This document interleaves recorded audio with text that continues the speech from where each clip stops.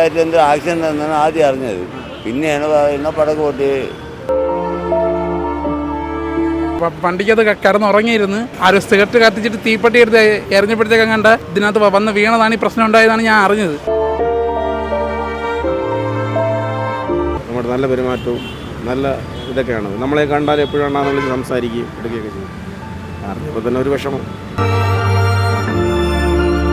ആൻറ്റിക്കും അവനൊന്നും അത് സഹിക്കാൻ പറ്റാത്തതിൻ്റെ അപ്പുറമായി പോകും. കാരണം നമസ്കാരം. തൃപ്പൂണിത്തുറ പടക്കം പൊട്ടിത്തെറിച്ച് മരിച്ച തിരുവനന്തപുരം സ്വദേശിയായ വിഷ്ണുവിൻ്റെ വീട്ടിനുള്ളിലാണ് നിൽക്കുന്നത്. വിഷ്ണു ഇന്നലെയാണ് ഇവിടെ നിന്നൊരു ട്രാവലറിൽ ഒരു ടെമ്പോയിൽ ഇവിടെ നിന്ന് പോത്തൻകോടുള്ള ANC നിന്നാണ് പടക്കം കൊണ്ടുപോയെന്ന് അറിയാൻ കഴിഞ്ഞത്. വണ്ടിക്കകത്ത് ഉറങ്ങിക്കിടക്കുകയായിരുന്നു വിഷ്ണു എന്നാണ് അറിയാൻ കഴിഞ്ഞത്. ഏതായാലും വിഷ്ണുവിൻ്റെ കൂട്ടുകാരൊക്കെ ഇപ്പോൾ മറുനാടൻ മലയാളപ്പം ചേരുകയാണ്. മരിച്ച വിഷ്ണുവിൻ്റെ കൂട്ടുകാരനല്ലേ? അതെ. എങ്ങനെ എപ്പോഴാണ് വിഷ്ണു പോയത് വെളുപ്പിനെ 6 മണിക്കാണ് ഇവിടുന്ന് പോകണമെന്ന് ഞാൻ കണ്ടത്. 6 മണിക്ക് രാവിലെ 6 മണിക്കാണ് ഇവിടുന്ന് അങ്ങോട്ട് പോകണമെന്ന് ഞാൻ കണ്ടത്. 6 മണിക്കാണ്. ഇങ്ങനൊരു ഓട്ടോ ഉണ്ടെന്ന് പറയുകയും ചെയ്ത് അളിയെ പോയിട്ട് വരുമ്പോഴത്തേക്ക് കാണാമെന്നും പറഞ്ഞു. പിന്നെ അതിന് ശേഷം ഞാൻ ഇന്ന് ഉച്ചയ്ക്ക് എൻ്റെ അനിയൻ എന്നെ വിളിച്ചുണർത്തിയിട്ട് കാര്യം പറഞ്ഞപ്പോഴാണ് ഞാൻ ഇത് അറിയുന്നത്. അതുവരെ ഞാൻ ഒന്നും അറിഞ്ഞില്ലായിരുന്നു. പിന്നെ ഭയങ്കരമായിട്ട് ഷോക്കായി പോയി. പറമ്പിലല്ല വണ്ടിക്കകത്ത് ഉറങ്ങിയിരുന്ന അറിഞ്ഞത്. വണ്ടിക്കകത്ത് കിടന്നുറങ്ങിയിരുന്നു. ആരോ സിഗരറ്റ് കത്തിച്ചിട്ട് തീപ്പെട്ടി എടുത്ത് എറിഞ്ഞപ്പോഴത്തേക്കും കണ്ട ഇതിനകത്ത് വന്ന് വീണതാണ് ഈ പ്രശ്നം ഉണ്ടായതാണ് ഞാൻ അറിഞ്ഞത്. ഈ വണ്ടിക്കകത്തോ? ആരോ വീടിനകത്ത് നിന്ന് ഇത് കത്തിച്ചിട്ട് വെളിയിലോട്ട് എടുത്ത് എറിഞ്ഞ കുറ്റി അതിനകത്ത് വീണതാണെന്നാണ് അറിഞ്ഞത്. അങ്ങനെയാണ് അറിഞ്ഞത്. ഇപ്പം എന്താണ് ഇതിൻ്റെ സത്യാവസ്ഥ എന്നൊന്നും അറിഞ്ഞുകൂടാ. ഇല്ല, ശരിക്കുള്ള കാര്യം എന്തുവാണെന്ന് ഇതുവരെ അറിഞ്ഞിട്ടില്ല. ഇപ്പം ഇവിടുന്ന് പോയത് അവൻ്റെ അച്ഛനും അവൻ്റെ അച്ഛൻ്റെ കുറച്ച് 2-3 കൂട്ടുകാരന്മാരും കൂടെ ആയിട്ടാണ് പോയേക്കണത്. ഇവിടുന്ന് അനിയനൊന്നും കൊണ്ടുപോയിട്ടില്ല. കാരണം ആൻറ്റിക്കും അവനൊന്നും അത് സഹിക്കാൻ പറ്റാത്തതിൻ്റെ അപ്പുറമായി പോകും. കാരണം ആൻറ്റിക്കാണെങ്കിൽ ഒന്നത് പല പ്രശ്നങ്ങളും ഉള്ളതാണ്. അതിൻ്റെ പല ഗുളികകളും മരുന്നൊക്കെ കഴിച്ചുകൊണ്ടിരിക്കുന്ന ആൾക്കാരാണ് അവരൊക്കെ. അപ്പം ഈ ഒരു കാര്യം പെട്ടെന്ന് പറഞ്ഞു കഴിഞ്ഞാൽ നല്ല രീതിയിൽ ഷോക്കാവുമെന്നുള്ളതുകൊണ്ട് അതുകൊണ്ട് ഒന്നും അറിഞ്ഞിട്ടില്ല. ഇല്ലില്ല, അവരുടെ അടുത്തൊന്നും പറഞ്ഞിട്ടൊന്നുമില്ല. അനിയൻ അറിഞ്ഞിട്ടുണ്ട്.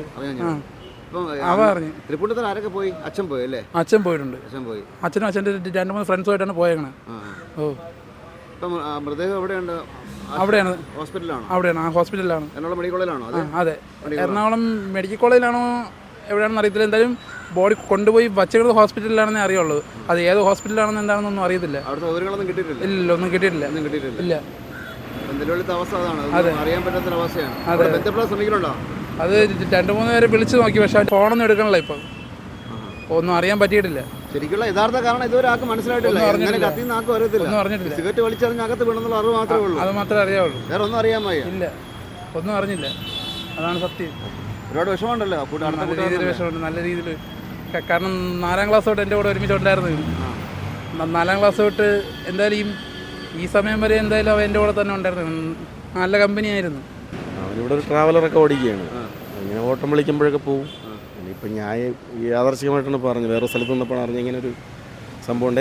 എൻ്റെ ഒരു SI എൻ്റെ അടുത്ത് വിളിച്ച് ചോദിച്ചു, നമ്മുടെ വീടിൻ്റെ താമസിക്കുന്നത് ഇങ്ങനൊരു പിന്നെ വെടിപ്പുരയിൽ ഇങ്ങനെ പൊട്ടിയെന്നാണ് ആദ്യം പറഞ്ഞത്. ഇപ്പോൾ ആദ്യം പറഞ്ഞ വെടിപ്പുരയാണ് പൊട്ടിയെന്ന് പറഞ്ഞത്. പിന്നീടാണ് പറഞ്ഞത് വണ്ടി എന്താണെന്ന് ഒരു സത്യം പറഞ്ഞാൽ ആർക്കും അറിയാൻ വയ്യ. വെടിപ്പുരയാണോ വണ്ടിയാണെന്നുള്ളതൊന്നും കൃത്യതയില്ല. ഇപ്പോൾ അവിടെ ഉള്ള ആൾക്കാർക്ക് മാത്രമേ ഇത് കറക്റ്റായിട്ട് അറിയാവുള്ളൂ എന്താണ് സംഭവിച്ചതെന്നുള്ളത്. അല്ലല്ല, അതെ, അവൻ പടക്കമായിട്ട് സ്ഥിരം ഓട്ടം പോകുന്ന ആളൊന്നുമില്ല. ഇങ്ങനെ ഓട്ടം വിളിച്ച് പോയി കാണും. അങ്ങനെ ആയിരിക്കും. അറിയാൻ കഴിഞ്ഞ ശിവജി മോട്ടോഴ്സ്. ശിവജി എന്നാണ് ആ വണ്ടി എപ്പോഴും ഇവിടെ കൊണ്ടിട്ടിരിക്കും. ഒരു വൈറ്റ് കളർ ട്രാവലർ. അല്ലല്ല, ട്രാവലർ.